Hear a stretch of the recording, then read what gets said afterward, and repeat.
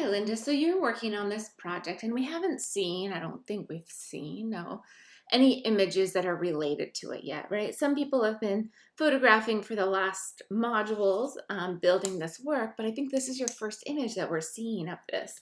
You've done some other character portraits, but this is a whole series based on one character, and that's the sexy Mary idea. And looking at this individual image, I don't think we can tell that that's what's going on.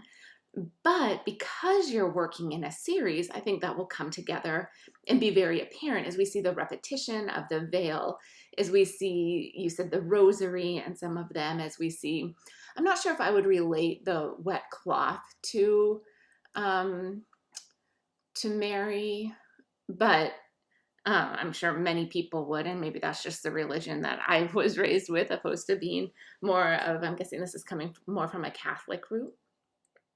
So I think this image will really, or this series will really benefit from the repetition, and that's how we will get our meaning. I don't think this individual image gives us that meaning in the same way that we will when we have the full body.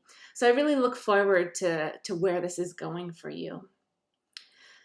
So we have our subject, and she's at a studio with the poles around. I really appreciate the reflection of the pole in the background with the pink, that I think is a little bit like more sexualized, and I think that's really beautiful and gives us a sense of place here.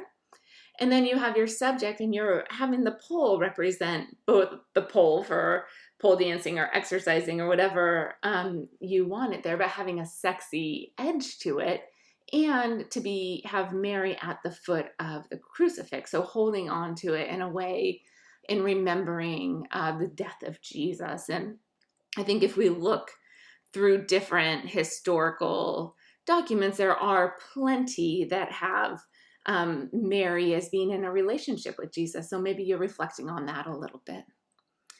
Your image is pretty straightforward. The lighting looks great here. It's a little bit hot right here on the arm. I assume that's lighting that's coming from above, not what your lighting's doing. So I might pull that down a little bit.